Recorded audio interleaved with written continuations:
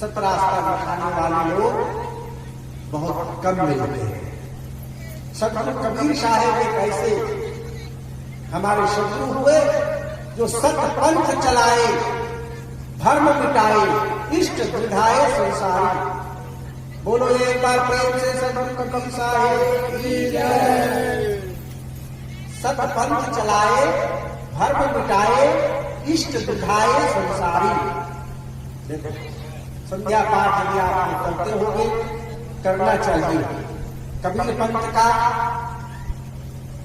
सबसे महत्वपूर्ण यदि कोई ग्रंथ है, छोटा सा, जिसमें सारा कबीर पंथ का सिद्धांत, कबीर पंथ का ही नहीं, संपूर्ण विश्व का जो अध्यात्म बोध है, उस छोटी सी पुस्तिका में सतगुरु कबीर साहब ने गुरु धर्मराज साहब को बताया। यदि संध्या पाठ के और कोई ग्रंथ पढ़ने की आवश्यकता नहीं, केवल संध्या पाठ शुरू से अंत तक आधा घंटा समय लगता है पाठ करने में। प्रतिदिन सायंकाल, दिन भर को फुर्सत नहीं मिलता है, गृह काल नाना जंजाला कहोगे, दिन भर फुर्सत नहीं मिलता है, सभी को अपने अपने धंधे में लगे रहते हो सवेरे से।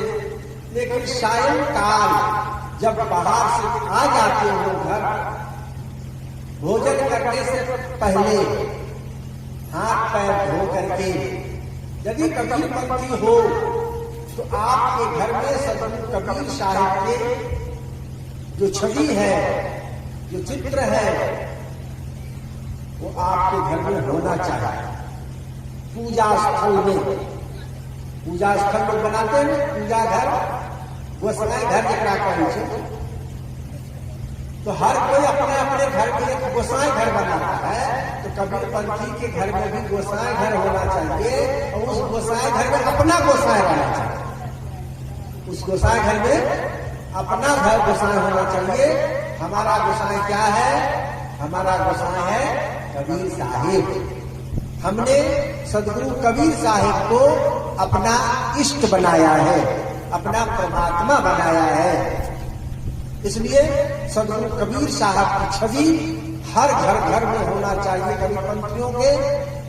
और साथ ही संध्या पाठ, गुरु महिमा, गुरु पुस्तकें, छोटी छोटी पुस्तकें, इनका केवल आप पाठ करोगे ना, आधा घंटा रोज शाम को समय दोगे, तो 1 साल के अंदर अनवरत रूप से केवल पाठ, कोई जरूरी नहीं रट करके याद करना, केवल पाठ करोगे 1 साल लगातार तो याद भी हो जाएगा और उसकी बातें समझ में भी आने लगेगी, उसकी बातें भी समझ में आने लगेगी। अभी आप लोगों ने इस संसार रूपी मेले में सुख और दुख ये दोनों पड़ा है। सुख भी होता है और दुख भी होता है। आज तक संसार में कोई ऐसा व्यक्ति नहीं हुआ जिसके जीवन में केवल दुख ही दुख हुआ। कभी न कभी सुख उसको भी हुआ है, होता है। दुख ही दुख किसी को जीवन भर नहीं मिलता, और सुख ही सुख जीवन भर किसी को नहीं मिलता। सुख और दुख ये स्वाभाविक रूप से होता रहता है। दिन के बाद रात और रात के बाद दिन, होता है कि नहीं होता? कोई कहे कि नहीं सदा दिन ही दिन रहे, ऐसा होगा क्या? कोई कहे कि नहीं रात ही रात सदा रहे, ऐसा होगा क्या? नहीं होगा। रात के बाद दिन, दिन के बाद रात, ये स्वाभाविक क्रम है प्रकृति की। उसी प्रकार से जीवन में कभी सुख और कभी दुख। जैसे हम दिन को भी अपना आत्मसात करके बिताते हैं और रात को भी आत्मसात करके बिताते हैं, उसी प्रकार से सुख और दुख दोनों को हमें खुशी खुशी झेलना चाहिए। परमात्मा को धन्यवाद करना चाहिए कि साहब सुख के दिन नहीं रहे तो हमारा दुख का दिन भी नहीं रहेगा। कुछ दिन के लिए, कुछ दिन के लिए या दुख भी एक दिन चला जाएगा और फिर सुख के दिन आएंगे, इसी आशा में केवलासपुर के लोग रहते हैं। एक न एक दिन सुख आएगा, दुख यदि आया है तो दुख चला भी जाएगा और सुख के दिन आएंगे। इसी आशा में जिंदगी को जीना चाहिए, दुख में रोना नहीं चाहिए, उसको एकदम सरलता से सहजता से झेलना चाहिए। सुख दुख जीवन के दो पहलू हैं। जैसे एक चक्के से गाड़ी नहीं चलती है क्या? एक चक्के से दो चक्का चाहिए कम से कम बाइक नहीं, बाइक में दो चक्का है ना, दोनों दो चक्के से गाड़ी बाइक चलता है। उसी प्रकार से जीवन में सुख और दुख होते हैं। जो सत्संगी हो जाता है, जब संध्या पाठ करता है तो इस बात को समझ लेता है कि दुख में ज्यादा दुखी नहीं होता है। चलो सदगुरु की इच्छा, परमात्मा की इच्छा, सुख भी उन्होंने ही दिया था, दुख भी वही दिए हैं, वही हरण करेंगे, उन्हीं से हम प्रार्थना करेंगे।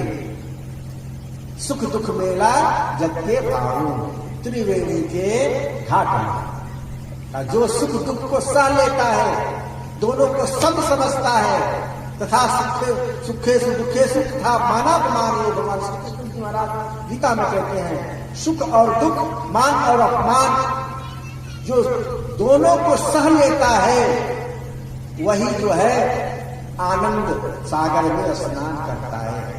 आनंद सागर में वही डुबकी लगाता है। नहीं तो दुख हुआ दिन रात माथा ठोकते रहता है और परेशान। सुख आता है तो इतराता है, सुख आता है तो इतराता है। अरे हमसे ज्यादा सुखी कौन है?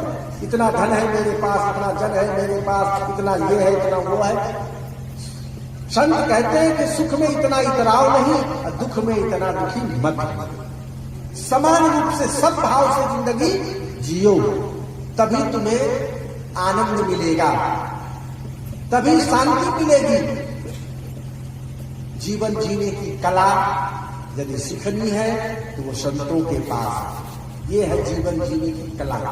एक सूत्र मैंने बताया जो सदगुरु कबीर साहब ने ज्ञान गुजरी में बताया कि सुख दुख को समान रूप से समझ करके जीवन में अपनाना चाहिए, ताकि जो है